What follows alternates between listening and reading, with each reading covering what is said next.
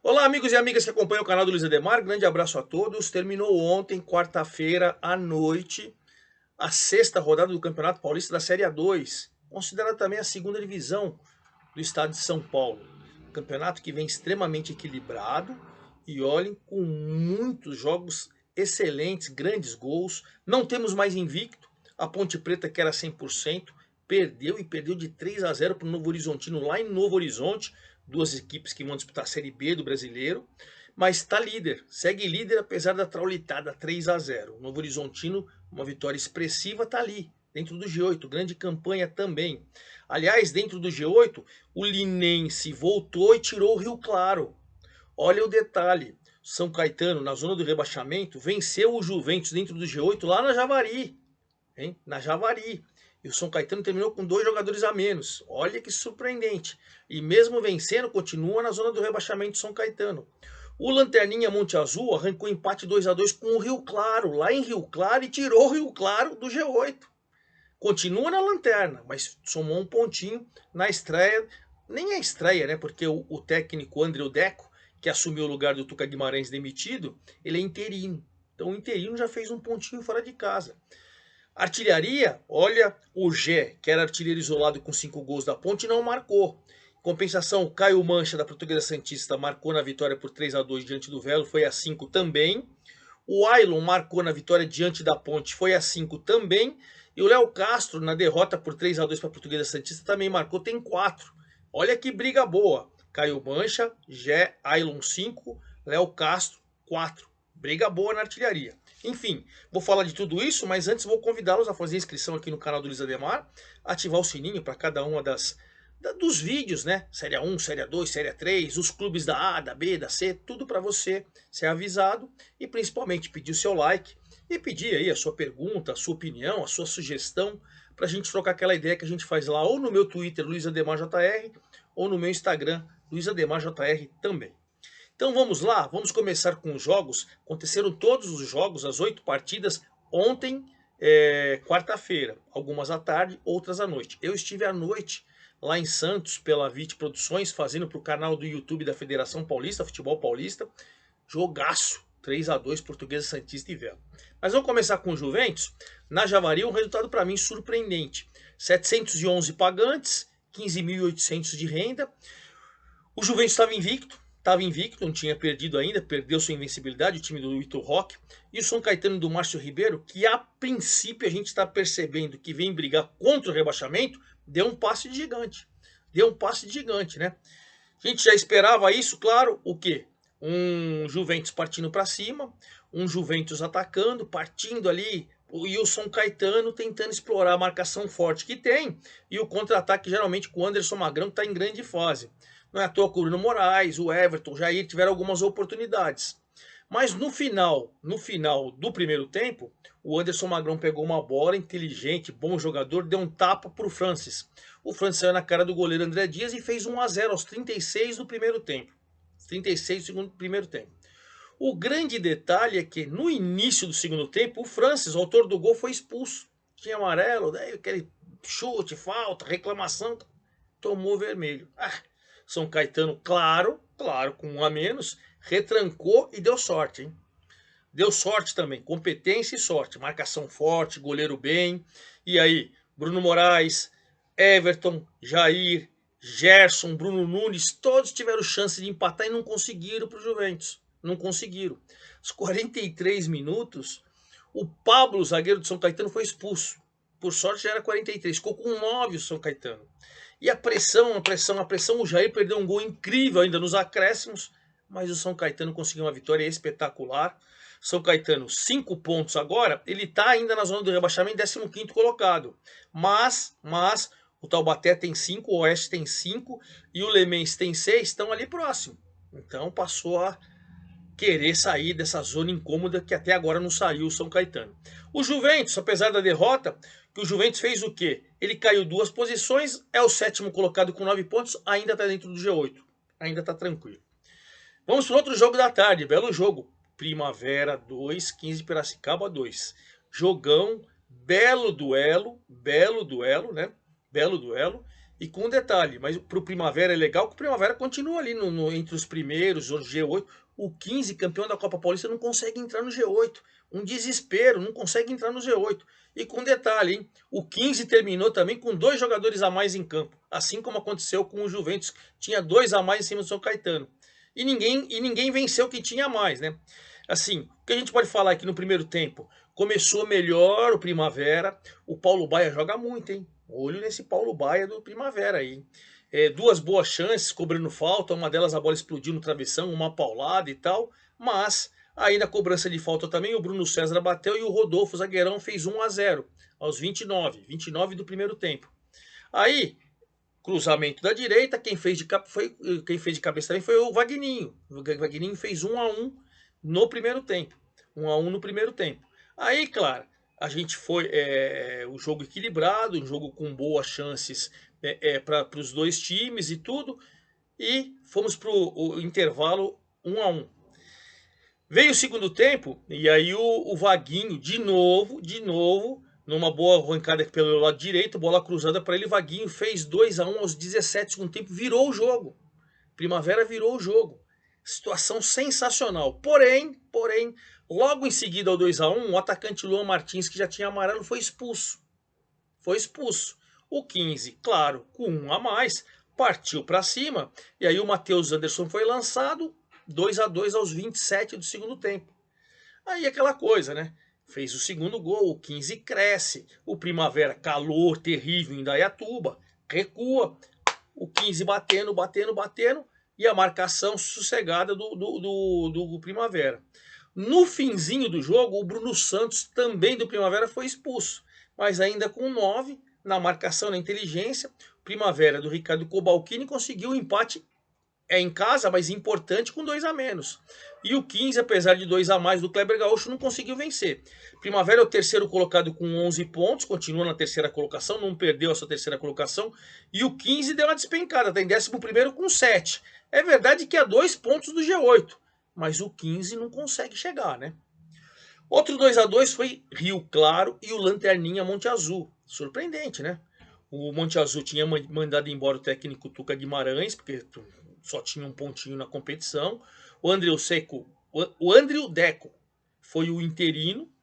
E o Rio Claro do João Valim, que estava dentro do G8, né? Com esse empate saiu. Ele foi a 8 pontos, agora ele é o 9º colocado. Tá na briga, mas é o 9º colocado, né?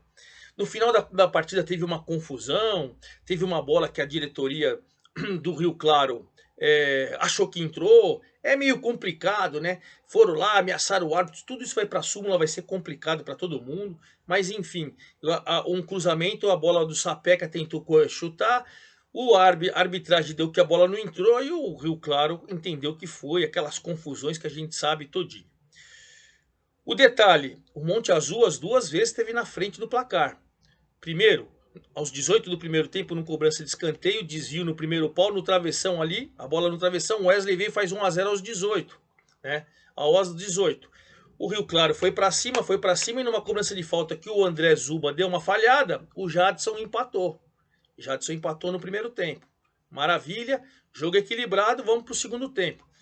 Veio o segundo tempo, o Rio Claro em cima, apesar do Rio Claro estar em cima, o Monte Azul fez o segundo gol. Logo com 3 minutos, sai para cima naquele rolo compressor. O Rio Claro, no contra-ataque, escanteio, bola batida, a bola bate no Henrique, o Henrique gigante, a bola bate nele, sobra para ele 2-1 para o Monte Azul. Evidentemente que já tinha vindo para cima, o Rio Claro foi para cima, até que teve um pênalti a favor do Rio Claro. Cezinha bateu e o André Zuba, que deu uma vacilada no primeiro gol, pegou o pênalti do Cezinha. Continuou 2-1 para o Monte Azul. Em cima, o Rio Claro, cobrança de escanteio, o Batista foi lá e acabou fazendo 2-2, um resultado ruim, porque o Rio Claro saiu do G8, agora é o 9º colocado. E para o Monte Azul, apesar do pontinho, ainda ele é o lanterna com 2 pontos, né? A situação está complicada do Monte Azul, mas fez um pontinho fora de casa. Só 138 pessoas lá no Chimitão, né? 3.410 de público. Você vê, 138 em Rio Claro, 692 pessoas em Indaiatuba, 711 na Javari. Aí a federação pede, assim, com todo respeito, estádio para 10 mil. Hoje em dia você tem que estar estádio com segurança. Se for para 2, 3, 5 mil, pouco importa. Tem que ser seguro, arrumadinho, boas dependências para o adversário, para a imprensa. É isso. Porque se você for pegar as médias de público aí, não chega a 1000. Aí, 711 na Javari, 692 em Indaiatuba, 138 em Rio Claro. É isso. Já que a gente está falando, 331 em Barueri, Oeste 2, Linense, Oeste 0, Linense 2. O Oeste não venceu em casa, hein? O Lelé estava ameaçado hoje. Hoje estou gravando o vídeo na quinta-feira, dia 2. A diretoria via público falou que o Lelé segue no cargo. Mas está ameaçado, cobrado, pressionado, porque o seu time começa se impondo em casa e nada. Começa se impondo em casa, nada. Começa se impondo, pênalti pro Linense, o Chutes cobrou, o Rian que sofreu. Chutes cobrou, fez 1 a 0 aos 19 minutos. Linense do Edson só. Bom, pois bem, em cima. O Oeste, pênalti de novo pro Linense, o Igor Badil cobrou, fez 2 a 0. Então, no geral, a gente percebe que o Oeste, mesmo pressionando, está desorganizado. Ou está nervoso, ou está tenso, o clima não está bom, reflete em campo. Para o Linense, maravilha, voltou o Linense para o G8. Agora é o 8º colocado com 9 pontos. Tirou o Rio Claro, né? Maravilha. O Oeste, que já esteve no G8, está despencando. Hoje é o 13º com os mesmos 5 pontos do São Caetano, que está na zona do rebaixamento. Está correndo o risco de rebaixamento o Oeste. Olha que situação, hein? Aí vamos para os jogos mais à noite. O Novo Horizontino em casa atropelou a Ponte. Não deu condições para a Ponte. Não deu. É verdade que o Wailon faz seu 5º gol na competição e passa a ser um dos artilheiros da competição. Faz um gol logo com 2 minutos do primeiro tempo.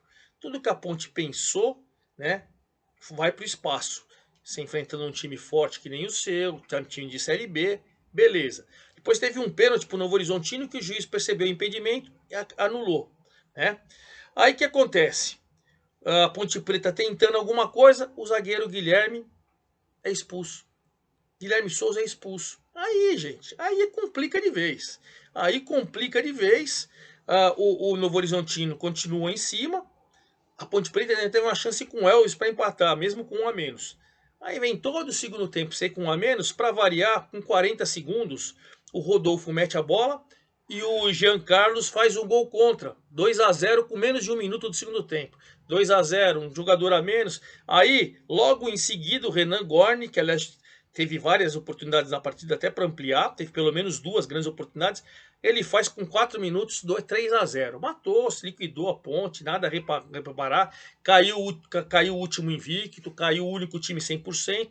1.379, passamos do 1.000 pelo menos no jogo lá de Novo Horizonte. 1.379 pagantes para 18.405 de renda.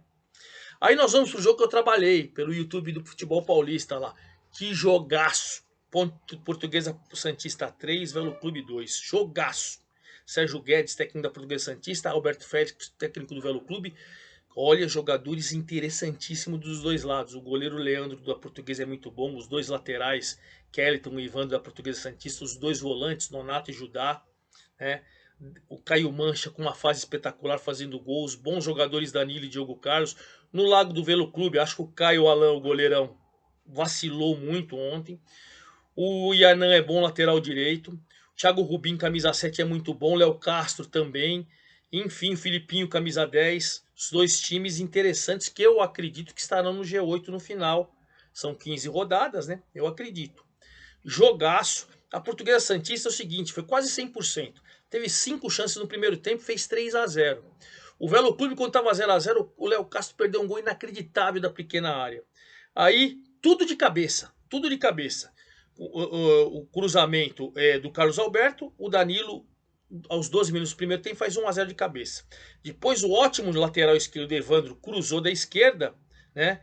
E o Caio Mancha de cabeça, 2 a 0. Aí uma vacilada do goleiro Caio Alain, saiu fora da área, quase fora da área, né, ali depois dos pênaltis, da marca do pênalti, para tentar impedir um cruzamento. O Diogo Carlos de cabeça, 3-0 com 30 minutos do primeiro tempo. Você fala, qualquer precipitado que não conhecesse os dois times ia falar que o jogo estava morto. Rapaz, o Velo Clube tomou conta do segundo tempo, anulou a Portuguesa. O Sérgio Guedes tentou mudar a equipe, mesmo assim a equipe travada, e foi em cima, foi em cima, foi em cima. Com 5 minutos de jogo, um cruzamento da direita do Filipinho, o Léo Castro fez 3-1. Pô, aí o Léo Castro perdeu o gol, Thiago Rubim perdeu o gol, o Esquilo, que tá voltando de lesão, entrou muito bem, perdeu o gol, mandou bola no travessão, aquele sufoco, e não fez, por sorte da Portuguesa Santista. Até que o Thiago Rubim de cabeça faz 3-2 aos 40 do segundo tempo. A Portuguesa foi lá para trás e foi o Velo Clube. Por tudo que foi a partida, o empate seria justo. Mas a Portuguesa Santista, quando você abre 3-0 no primeiro tempo, você tem uma vantagem espetacular. Portuguesa Santista, segunda colocada com 13 pontos, a 2 da líder Ponte Preta, hein? Essa briga promete esquentar. O Velo, apesar da derrota, caiu da quarta para a quinta colocação, é o nono com 9 pontos, quinto colocado dentro do G8, jogaço. Em Ribeirão Preto, trabalhei hoje no programa do Tati Sports, na hora do almoço. Vi todos os melhores momentos. Mereceu, Comercial 2, Lemense 0. O Lemense mandou embora o técnico Oliveira, estreando o Fael Júnior, que veio da Matonense. Foi mandado embora da Matonense. Mas choveu muito em Ribeirão Preto. Campo encharcado, campo muito pesado. Só 735, corajosos, porque a chuva foi demais, torrencial. No primeiro tempo, muito melhor em campo, num cruzamento da direita do lateral direito. O Túlio Renan de cabeça faz 1-0. Aí o Lemense pouco criou. E aí no segundo tempo, numa cobrança de escanteio do Pitbull, o Maicon Douglas lá fez 2-0 e depois o Túlio Renan teve oportunidade. Enfim, se fosse uns 3, 4 para o Comercial, nada a reclamar. Comercial, que já chegou a ser ameaçado para a zona de rebaixamento, agora é o 10º colocado com 8 pontos, a 1 do G8. E o Lemense, que já esteve no G8, agora está ameaçado pelo rebaixamento. Tem 6, 12º, meio de tabela, né? 12º, mais 1 ponto só da zona do rebaixamento. E para finalizar, Taubaté 0, Noroeste 1. Olha lá, hein? O Moisés Egert chegando no segundo jogo, segunda vitória do Norusk, hein? E com detalhe, o gol foi só aos 52 do segundo tempo do Eric Varão. O jogo foi equilibrado, jogo com chances dos dois lados e tal. Mas enfim, o Eric Varão fez só os 52 do segundo tempo numa cobrança de falta. E ele foi lá e fez de cabeça. Primeiro tempo começou melhor o Taubaté. Romarinho, Macena 2 vezes, Lucas Cesani tiveram oportunidade. E teve uma oportunidade com o Carlão, assim, mais contundente no primeiro tempo. Veio o segundo tempo, o Rildo estreou no Taubaté. Entrou no segundo tempo, não foi tão bem assim, você percebe que está fora de ritmo. 1.325 pagantes, só 2 partidas acima de 1.000, hein? No Novo Horizontino, 1.379 e lá em Taubaté, 1.325. E aí o Eric Varão, de cabeça, no finalzinho do jogo, fez a vitória do Noroeste. Norusca, com a vitória, 6º colocado, subiu 2 posições, está dentro do G8 com 9 pontos. O Taubaté agora é o antepenúltimo, hein? É o 14º, tá mesmo número de pontos com São Caetano e com o Oeste, tá fora da zona de rebaixamento nos critérios. Tem que tomar cuidado, hein? Tomar cuidado com o Taubaté. Bom, então vamos lá. Primeiro, Ponte Preta com 15, segundo, Briosa, Portuguesa Santista com 13, terceiro, Primavera com 11, quarto, Novo Horizontino com 10, quinto, Velo com 9, sexto, Noroeste com 9, sétimo, Juventus com 9 e oitavo, Linense com 9. Bem equilibrado. E você vê que o Rio Claro com 8, o nono, Comercial com 8, décimo, 15 com 7, 11º, estão a 1 ou 2 pontos do G8. O próprio Lemense, 12º, está a 3 pontos do G8, né? Mas tem que tomar cuidado que o Oeste e o Taubaté tem 5, e com 5 na zona do rebaixamento é o São Caetano e o Monte Azul com 2. Os artilheiros, Gé, Caio Mancha e Ailon. Ailon Novo Horizontino, Caio Mancha, Portuguesa Santista, Gé da Ponte Preta com 5, Léo Castro com 4. E rapidamente, antes da gente finalizar, rodada vai ser toda final de semana. 7 jogos no sábado, 15 horas, Juventus e Comercial. Desculpa, gente. 11 horas da manhã. 11 horas da manhã. 15 Piracicaba e Novo Horizontino, jogo da cultura. Jogão, hein? Jogão. 3 horas do sábado, dia 4 de fevereiro. Primavera e Rio Claro. em Indaiatuba, jogão também. 15 horas, jogo do desespero, os dois times na zona de rebaixamento, São Caetano e Monte Azul, desespero. 16 horas, Comercial querendo G8, Taubaté querendo se afastar da zona de rebaixamento. Aí 17 horas, em Leme, Lemense e Portuguesa Santista, jogão também. 18 horas, em Lins, Linense e Noroeste, duelo de G8, olha que sensacional. 19h30, lá em Rio Claro, Velo Clube e Oeste. E aí a gente termina a rodada no domingo, jogo único, 3 da tarde, Ponte Preta e Juventus, jogo de G8 também. E claro, domingão à noite ou segunda de manhã eu venho para passar todos esses detalhes da sétima rodada da Série A2 do Campeonato Paulista da segunda divisão ou da Série A2. É isso aí, forte abraço a todos, até lá!